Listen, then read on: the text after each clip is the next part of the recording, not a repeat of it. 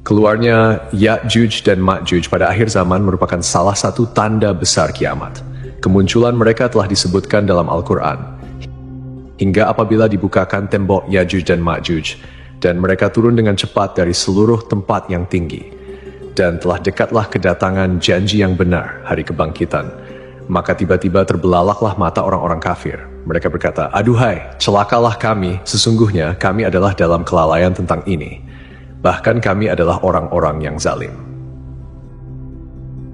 Allah memudahkan Zulkarnain, seorang raja yang saleh, untuk membangun sebuah dinding besar agar menjadi penghalang bagi Ya'juj dan Ma'juj yang telah merusak bumi dan mengganggu manusia. Apabila waktu yang telah ditentukan tiba dan kiamat sudah dekat, dinding tersebut akan terbuka. Ya'juj dan Ma'juj akan keluar dengan cepat dalam jumlah yang sangat banyak. Tidak ada seorang pun yang mampu menghadapi mereka. Mereka akan berbaur dengan manusia dan menyebarkan kerusakan di muka bumi. Ya'juj dan Ma'juj adalah kata yang terdapat dalam Al-Quran dan ditafsirkan sebagai kaum yang membuat kerusakan di muka bumi. Siapakah sebenarnya Ya'juj dan Ma'juj? Kapan mereka akan keluar? Dan di mana letak tembok yang disebutkan itu? Simak penjelasannya lebih lanjut. Sebelum itu, jangan lupa untuk subscribe, tinggalkan like, serta tuliskan harapan pemirsa di kolom komentar. Semoga kita semua menjadi orang-orang yang selamat dari fitnah akhir zaman. Amin ya, Rabbal Alamin. Secara etimologis, Ya'juj dan Ma'juj berarti penduduk atau bangsa. Anggapan yang menyatakan Ya'juj dan Ma'juj bukanlah dari keturunan manusia tidaklah benar. Mereka adalah manusia keturunan Nabi Adam alaihissalam, hanya saja memiliki sifat yang suka merusak, dan mereka akan berperang melawan Nabi Isa alaihissalam beserta pasukannya di Bukit Tursina. Sesungguhnya Ya'juj dan Ma'juj berasal dari keturunan Adam. Jika mereka diutus kepada, niscaya akan merusak kehidupan mereka, dan tidaklah salah seorang dari mereka mati, kecuali meninggalkan 1000 keturunan dari mereka atau lebih. Mengenai asal-muasal Ya'juj dan Ma'juj, ada dua keterangan dari para ulama. Pertama, mereka berasal dari keturunan Adam, bukan Hawa. Normalnya manusia terlahir dari perkawinan, namun Ya'juj dan Ma'juj terlahir tanpa melalui perkawinan Adam dan Hawa. Mereka muncul karena Adam alaihissalam mengalami mimpi basah dan air maninya bercampur dengan tanah. Dari sinilah kemudian Allah subhanahu wa ta'ala menciptakan Ya'juj dan Ma'juj. Kedua, mereka adalah keturunan Yafits bin Nuh. Yafits bin Nuh merupakan moyang dari bangsa Turki. Pendapat yang tepat adalah pendapat yang kedua ini, wallahu alam bisshawab, karena tidak ada satupun riwayat syahih yang mendukung keterangan pertama. Dengan demikian, kita dapat menyimpulkan bahwa Ya'juj dan Ma'juj adalah dua suku besar yang masih termasuk anak cucu Adam alaihissalam dan berasal dari keturunan Yafits, putra Nuh, yang merupakan nenek moyang bangsa Turki dan Mongol. Mereka diisolir oleh tembok benteng tinggi yang dibangun oleh Zulkarnain. Mereka tidak hidup di alam gaib seperti para malaikat dan bangsa jin, melainkan berasal dari Magog bin Yafet bin Nuh bin Lamik, bin Metusyalih bin Idris bin Yarid bin Mahlail bin Kianan bin Anusi bin Syits bin Adam. Ya'juj dan Ma'juj berkembang biak dengan cepat sehingga jumlah mereka menjadi sangat banyak. Ya'juj dan Ma'juj adalah dua bangsa yang sangat besar jumlahnya, dengan perbandingan 1:999 antara manusia umumnya dengan Ya'juj dan Ma'juj. Mereka disebutkan sebagai mayoritas penghuni neraka, dan kedua suku ini disebutkan telah ada dekat pada masa Nabi Musa alaihissalam berdakwah. Abdullah bin Amr berkata bahwa salah seorang dari mereka tidak akan mati, kecuali ia telah memiliki keturunan sejumlah 1000 atau lebih. Ciri utama mereka adalah memiliki sikap yang merusak, dan jumlah mereka sangat banyak, sehingga ketika mereka turun dari gunung seakan-akan seperti air terjun yang mengalir. Selain itu, mereka juga tidak pandai dan tidak fasih berbicara, bermata sipit, berhidung kecil, muka lebar seperti perisai, kulit berwarna merah, memiliki tubuh yang kuat, serta tidak ada manusia yang mampu menandingi atau memerangi mereka. Dalam tafsir Ibnu Katsir juga disebutkan bahwa Ya'juj dan Ma'juj adalah kaum yang suka melakukan kerusakan. Mereka merusak tanaman, keturunan manusia, dan suka merampok. Dalam bahasa Cina, Ya artinya Asia, sedangkan Ju berarti bangsa, yang menunjukkan bahwa Ya'juj sama dengan bangsa Asia. Sementara itu, Ma'juj berasal dari kata katama yang berarti kuda, dan Jo yang berarti bangsa, sehingga Ma'jujiyah dapat diartikan sebagai bangsa berkuda. Raja Zulkarnain yang dikenal sebagai satu-satunya Raja Firaun yang masuk Islam bukanlah nama pribadi, melainkan sebuah julukan. Kata Zulkarnain sering dimaknai sebagai pemilik dua tanduk, karena kedua sisi batok kepalanya terbuat dari tembaga dan membentuk seperti tanduk. Diceritakan bahwa dia sampai di suatu tempat yang terdapat dua gunung berdampingan. Di antara kedua gunung tersebut terdapat celah yang digunakan oleh Ya'juj dan Ma'juj untuk masuk. Kemudian Zulkarnain menempuh jalan yang lain. Hingga ketika dia sampai di antara dua gunung, dia mendapati di belakang kedua gunung itu suatu kaum yang hampir tidak memahami pembicaraan. Mereka berkata, "Wahai Zulkarnain, sungguh Ya'juj dan Ma'juj itu makhluk yang berbuat kerusakan di bumi. Bolehkah kami membayarmu imbalan agar engkau membuatkan dinding penghalang antara kami dan mereka?" Zulkarnain berkata, "Apa yang telah dianugerahkan Tuhan kepadaku lebih baik daripada imbalanmu, maka bantulah aku dengan kekuatan. Berilah aku potongan besi." Hingga potongan besi itu telah dipasang sama rata dengan kedua puncak gunung itu. Dia berkata, "Tiuplah api itu." Ketika besi itu sudah menjadi merah seperti api, dia pun berkata, "Berilah aku tembaga yang mendidih agar kutuangkan ke atasnya besi panas itu." Maka mereka Ya'juj tidak dapat mendakinya dan tidak dapat pula melubanginya. Zulkarnain berkata, "Dinding ini adalah rahmat dari Tuhanku. Apabila janji Tuhanku sudah datang, dia akan menghancur luluhkannya, dan janji Tuhanku itu benar." Mengenai lokasi pasti keberadaan tembok Ya'juj dan Ma'juj belum dapat dipastikan. Namun ada beberapa pendapat ulama dan peneliti mengenai hal ini. Ciri tembok Zulkarnain dapat ditemukan dalam surat Al-Kahfi ayat 93 yang mengatakan, "Hingga apabila dia telah sampai di antara dua buah gunung, dia mendapati di hadapan kedua bukit itu suatu kaum yang hampir tidak mengerti pembicaraan."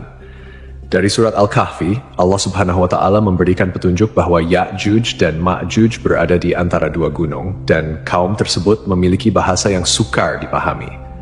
Menurut Imam Al-Qurtubi, lokasi mereka berada di kawasan berbukit di antara negara Armenia dan Azerbaijan. Hal ini juga disebutkan dalam sebuah riwayat yang diriwayatkan oleh Al-Bukhari bahwa seseorang pernah berkata kepada Nabi Muhammad SAW, "Aku pernah melihat dinding itu menyerupai selendang lurik." Nabi SAW menjawab untuk membenarkan ciri-ciri dinding yang dilihat pria itu. "Engkau benar, sudah melihatnya."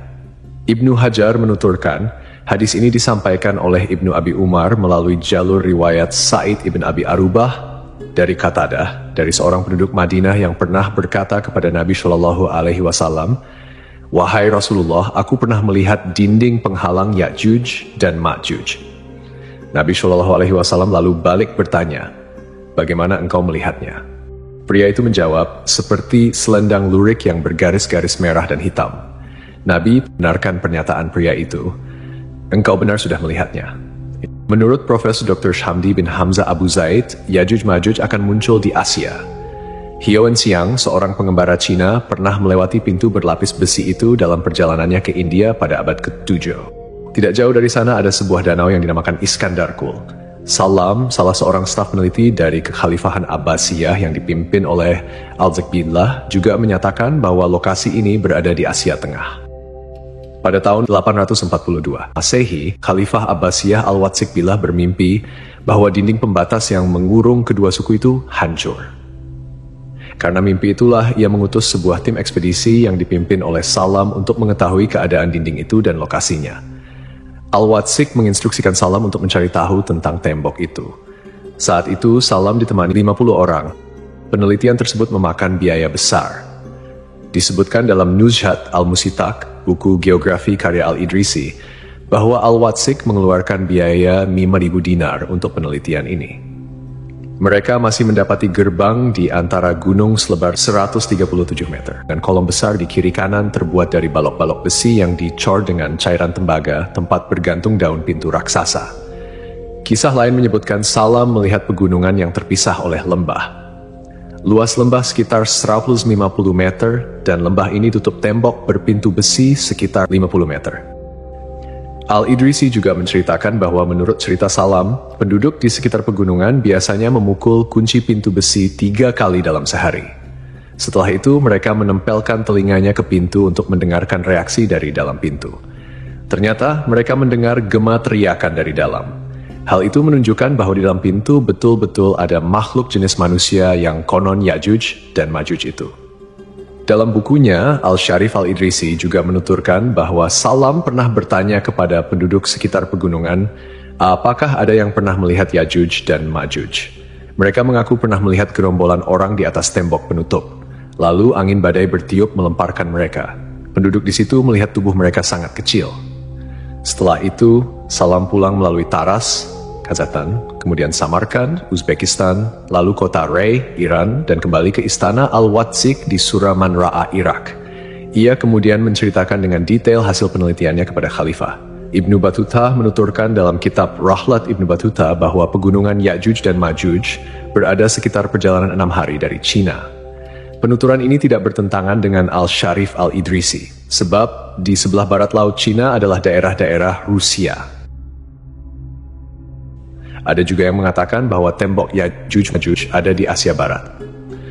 Menurut Asy-Syaikh Abdurrahman As-Sa'di, Ya'juj-Ma'juj berada di belakang pegunungan Kaukasus. Memang ada yang berpendapat bahwa pegunungan inilah yang merupakan benteng dimaksud. Deretan pegunungan ini memanjang tanpa celah dari Laut Hitam hingga Laut Kaspia sepanjang lebih dari 1.200 km.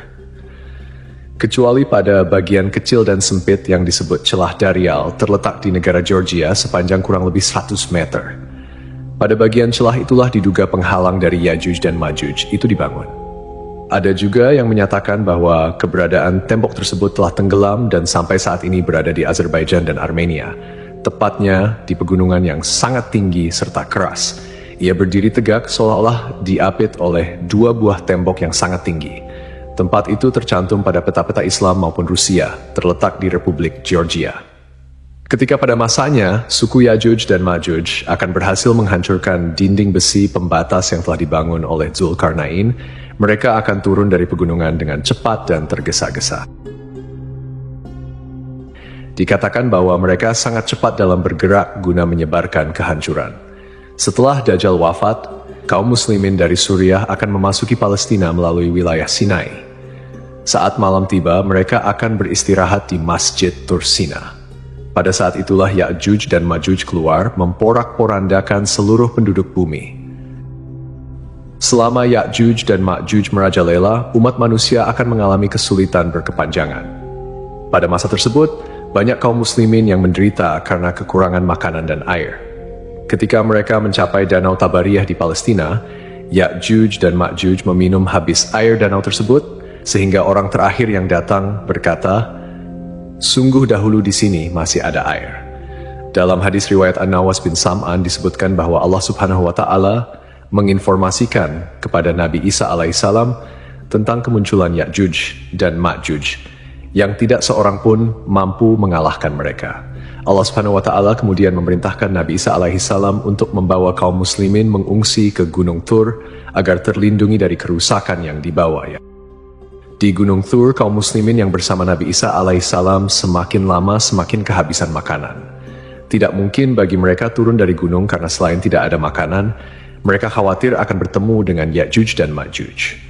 Akhirnya mereka memohon pertolongan kepada Allah Subhanahu wa Ta'ala dan Nabi Isa alaihissalam bersama kaum muslimin berdoa agar Ya'juj dan Ma'juj dimusnahkan. Allah Subhanahu wa Ta'ala kemudian mengirimkan ulat-ulat yang banyak sekali yang menggerogoti leher Ya'juj dan Ma'juj. Dan ketika waktu subuh tiba, Ya'juj dan Ma'juj pun lenyap tanpa tersisa. Pada saat itu, Nabi Isa alaihissalam berkata kepada kaum muslimin, "Siapa di antara kalian yang mau memastikan bahwa Ya'juj dan Ma'juj telah tiada?" Maka seorang yang siap mati syahid keluar dan mengucapkan takbir, "Allahu Akbar, Ya'juj dan Ma'juj telah berakhir, kita menang." Nabi Isa alaihissalam dan semua kaum muslimin pun keluar. Inilah fitnah akhir zaman terakhir yang tidak dapat diatasi oleh siapapun, termasuk Nabi Isa alaihissalam dan Imam Mahdi. Setelah itu, Nabi Isa alaihissalam dan para sahabatnya turun dari gunung dan mendapati bumi penuh dengan bau busuk serta bangkai Ya'juj dan Ma'juj. Nabi Isa alaihissalam lalu memohon kepada Allah Subhanahu wa Ta'ala untuk membersihkan bumi dari bangkai tersebut. Allah Subhanahu wa Ta'ala kemudian mengutus burung-burung berleher panjang seperti unta untuk membawa bangkai-bangkai tersebut ke tempat yang dikehendakinya. Dalam riwayat lain disebutkan bahwa bangkai-bangkai Ya'juj dan Ma'juj dibuang di tengah samudera dan dimakan oleh ikan-ikan yang akhirnya menjadi gemuk karena belum pernah menemukan daging sebanyak itu. Nabi Isa alaihi salam dan kaum muslimin kemudian berdoa lagi kepada Allah Subhanahu wa taala untuk membersihkan permukaan bumi dari bau dan kotoran Ya'juj dan Ma'juj. Allah Subhanahu wa taala lalu menurunkan hujan lebat yang membasuh seluruh kotoran mereka dari muka bumi hingga tanah menjadi bersih kembali. Sebagian mufasir mengatakan bahwa bau busuk dari kotoran Ya'juj dan Ma'juj membutuhkan waktu hingga 7 tahun untuk hilang sepenuhnya. Setelah Ya'juj dan Ma'juj dimusnahkan, kehidupan kaum muslimin di bawah kepemimpinan Nabi Isa alaihi salam semakin baik. Mereka hidup dalam kedamaian, keamanan, dan kebahagiaan dengan rezeki yang melimpah. Allah Subhanahu wa taala memberkati mereka hingga seekor unta bunting cukup untuk mengenyangkan sekumpulan orang dan bahkan satu buah kurma mampu mengenyangkan seseorang. Pada masa ini, Nabi Isa alaihi salam menjalankan syariat yang dibawa oleh Rasulullah Shallallahu alaihi wasallam dalam menata kehidupan masyarakat. Banyak orang kafir yang masuk Islam setelah menyaksikan keindahan ajaran tersebut. Di mana-mana terlihat kedamaian dan persatuan. Kejahatan jarang terjadi dan seluruh umat bersatu dalam pengabdian kepada Allah Subhanahu wa taala. Namun masa ini berlangsung singkat. Di akhir masa Nabi Isa alaihissalam, Allah Subhanahu wa taala akan mengirimkan angin lembut dari arah Yaman. Angin ini akan menyentuh setiap orang beriman dan muslim, dan melalui angin ini Allah Subhanahu wa taala mengambil nyawa mereka. Setelah itu, yang tersisa hanyalah orang-orang jahat yang hidup tanpa akhlak dan rasa malu, bagaikan binatang. Di masa itulah kiamat akan tiba.